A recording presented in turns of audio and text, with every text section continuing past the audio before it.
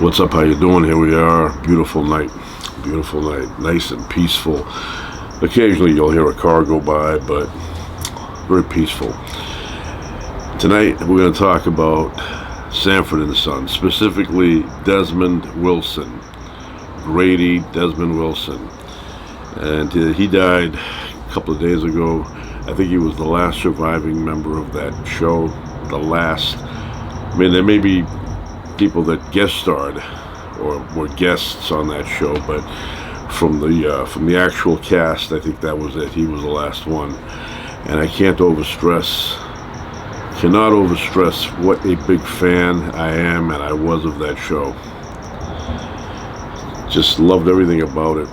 Loved the cast, the characters, the house, everything. And the fact that there was a junkyard involved, that spoke to me because I'm a big fan of junkyards. I could spend hours in there just finding things. There was a I don't know what they call these, but salvage yards. Salvage, where cars go after they've crashed. And it was huge. I forget how many acres. It was huge. And I would go in there and I would just investigate everything. Just a big fan of all that stuff. And of course I'm a fan of antiques. But that show is one of those shows that spoke to me. Everything about it. I love the characters. People like that, very interesting. Just you feel connected. Such a good show. LaWanda Page, very good-looking woman. I know she played on Esther, and she, played a little bit of a, grouchy lady, but in real life she was the opposite. I think she was a really close friend to Red Fox. I don't think I know, because I've heard it a million times, but she was a good-looking lady. If you look at pictures of her in her prime, she was a dancer. Very nice figure, very nice body, just good looking. And then you see her later on in Sanford and Son, and you go, that cannot be the same person, but it is. It is. I mean, they made her look a little bit more, the edgy lady on the porch in the neighborhood when your ball would go in her yard and she would start yelling. They made her look like that, but she was not like that in real life. But yeah, that was a good show. Grady. Probably one of my favorite characters on that show, Grady. And, of course, Bubba. And then you had Julio. Gregory was Sierra. I first knew about him, Julio, from, I think it was the electric company. He had a part in that, so I knew him from that. And then I remember he was on a few other shows, but Sanford and Son is what did it. So Desmond Wilson, I think he grew up in New York, but he was born in Georgia. And he took dancing and ballet. And I remember him on Love Boat. He was on an episode on Love Boat, and JJ was on there, Jimmy Walker. But yeah, I look at him, Desmond, his first name Grady. They used his first name for the Grady on the show, Fred's friend.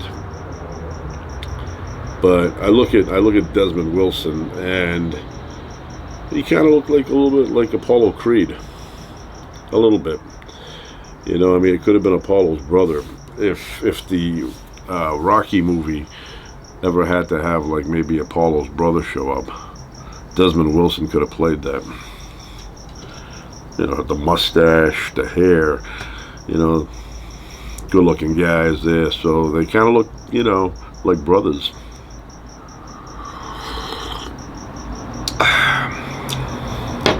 Even the theme song, written by Quincy Jones, when you hear that, it just matches the show so perfectly. It's such a good tune.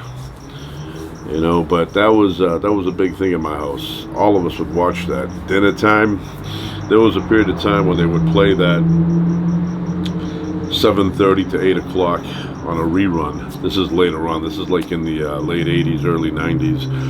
And I would get home, and you know, dinner time was always all of us together, and we always watched Sanford and the Son as a family. My father and mother loved that show. You know, but they especially loved it when Aunt Esther would show up. So like I said, that show speaks to me. Everything about it I can relate to. So very sad. But you know, he lived pretty full life, 79 years. You know, it's not like he died at 40, right? I wish I had met him. All these people, when they die, I was like, I wish I met them. I wish I met them somewhere. You know, I wish I was like grocery shopping, and there's Lamont. And that's not a name you hear that often, Lamont. Lamont. I know they had a car, Lamont, right? Pontiac. But yeah, that was a good show. And then later they brought it back with that fat guy, Cal, I think. It was not the same. I watched it, but I didn't enjoy it the way I enjoyed the original. The original was just great. Whoever came up with those characters, they hit the nail on the head on that one. And I think he died in Palm Springs. You know, and I go down there once in a while. I wish that I had bumped into him somewhere. I remember an episode where they went to Hawaii, and Fred G. Sanford was bringing up Steve McGarrett, Jack Lord with the hair. And I can relate to that show because that's another, you know, show that I love. I love that Hawaii Five-0, the theme song, the seriousness of Steve McGarrett.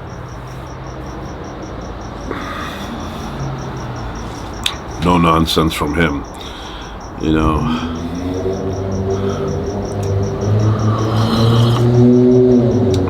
There's a great scene on Hawaii Five-0 where the mailman is coming or something. You know, they pretend it's not. It's this really sexy lady who shows up, and she wants to talk to Steve McGarrett, and she's a little bit flirty. And then she leaves, and the other two, they're Kono and I think it's Chin-Ho Kelly. They're looking at her. You know, she's leaving, and then McGarrett steps on. He's like, "What's going on?" And he's like, "Yeah, just waiting for the mailman, Steve," or something like that. It's all from memory, I don't.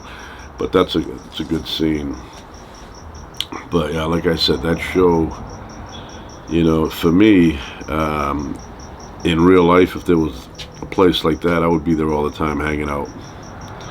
I would be one of the guys that shows up at his house every so often. And I like that kitchen they had. Nice kitchen. And I loved the suits that Fred Sanford would wear. Anyway, Desmond served in the Vietnam War. He served during the Vietnam War, U.S. Army. Received a Purple Heart. You know, you never know it. They really didn't emphasize any of that. Like I never knew that. I mean, I knew it in recent years, but I didn't know it back then. You know, and he played the son. It's kind of weird. I think he was like 35 at the time, and the father was 48. Can you imagine that? Fred G. Sanford was 48. He was playing a 65-year-old man.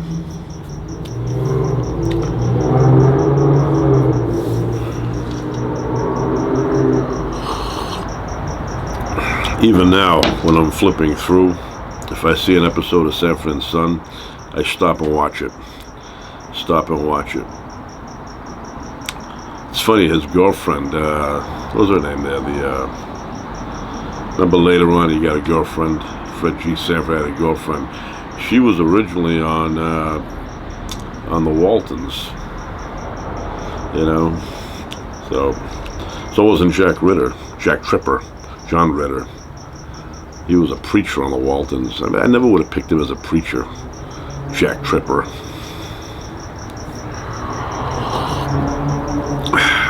I'm having tea, in case you didn't know. Fresh tea.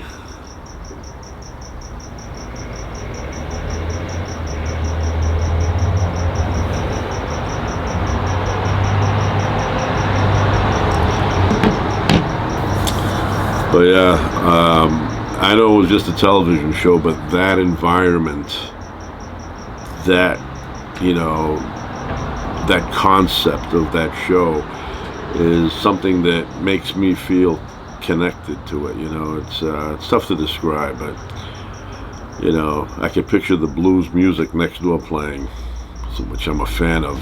I'm a huge fan of the blues. Everybody knows that I'm a huge fan of Muddy Waters.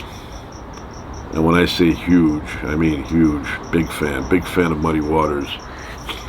When I first discovered him in the 80s, I went and bought a bunch of his CDs and converted them to tape. And the place where I was working at the time, I had a radio that I would bring in, and I would play Muddy Waters all day. And every once in a while, somebody would come and say, "Hey, who's that playing on the radio?" And I would tell them, and they didn't know who it was. And another time, somebody would come and say, "Hey, Muddy Waters," which would surprise me. I would say, "Oh, you know who that is?" They go, "Yeah." And then later on, a few years back now, maybe like 10 years ago, I met somebody whose family, his father and mother, were huge Muddy Waters fans. And he told me that they had seen him many, many times live in concert. I wish I had seen him, but I think Muddy Waters died in 1980. So yeah. And I was a big guest at the House of Blues. I would go to the House of Blues quite often in the old days when I was in my prime, and I would listen to some nice blues bands there. My favorite thing is to go to a place like that, and not many exist anymore. I mean, in the 40s, yes, they were all over the place. But today, you don't find many. But my thing is to get a table in the corner somewhere where I got a good view of the band playing, nice quiet spot on the side there. Maybe, you know, finger food, you know, something I'm eating, I'm enjoying it, a little beverage on the side, and enjoy a good blues band. I've spoken about this a long time ago, and maybe even more recent than that, but one time I went to the House of Blues, and there was a band there, old guys were like in the mid to late 70s, maybe even early 80s, and they were from Harlem, New York. And I went in there, and immediately I knew, just from the first note of the song, I knew these guys were authentic. So I went up to the front where they were, and I went to the right side of the stage where the piano player was, and I listened all night, and I enjoyed it. They were the best blues live band that I had seen. And they were all old guys, but it looked like they had paid their dues. So the piano player, he had a glass of whiskey, bourbon, and he was taking a little drinky poo every so often and then jamming. And he looked the oldest. I mean, he looked like he was about 82. And then the guitar guy, he looked like he was about 76, 77. He was jamming away. Every once in a while, he would lift his right leg up and give it a little, you know, shake. The drummer was a little bit younger, probably 70, maybe 72. But yeah, they were great. And then I tried to find out who they were years later. I was like, I got to find out who that was. And I called up the House of Blues, and the guy said to me, "Yeah, our records don't go back that far." So, but they had Harlem in their name. You know, I want to say like the Blues Men of Harlem, or it was something like that. I am sure now, because this took place back in either 89 or 90. Very long time ago. But I'm sure they're not alive now. It's like they were old back then. But yeah, I'm a big fan. Like if I were around in the 40s and I was driving by and it was you know, a blues house, that would become like my local hangout. I would constantly be in there. They would say, "Hey, where's Nick at?" And they'd say, "He's probably at the House of Blues. Go check it out." Yeah, I love that kind of music. You know, when you can feel it, like they're pouring themselves into the notes. You could feel it.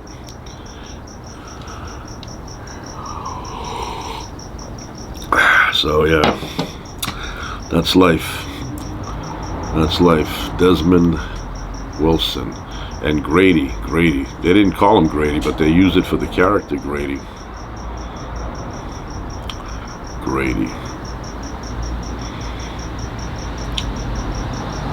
And it's funny, they were all relatively young, but they played older looking people. You know, I think Grady, when he started on the show, what was his name, Mayo? He actually had a son who was in Congress. I don't think he's there anymore, but at one point he was. And Grady was 42 years old when that show came on originally, but he didn't look 42.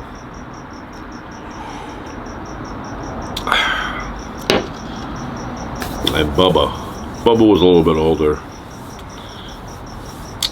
Yeah, they don't make shows like that anymore. You know what I noticed? They don't make shows like that, but they also don't make theme songs like that anymore. I can't like even think of a good theme song in the past 10 years. Can't think of one. But back in the old days, I could think of many. Every show had a good theme song.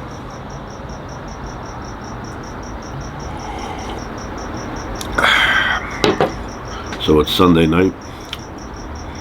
Tomorrow the week begins again. Although it begins today, but Monday is usually when we think of the week being brand new, not Sunday.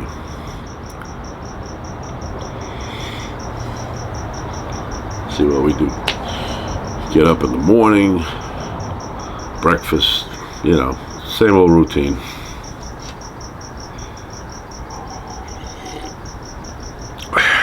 Anyway, go check out Sanford and Son on YouTube. Put full episode from 1971 to I think 77. That's where all the good ones are. And then after that, with that chubby guy Cal, no, I didn't like him that much. Plus, it was missing Lamont. They had Rollo was on there. Rollo was on the original one too. What was that girlfriend? Donna. All right. That's it for now. Ciao.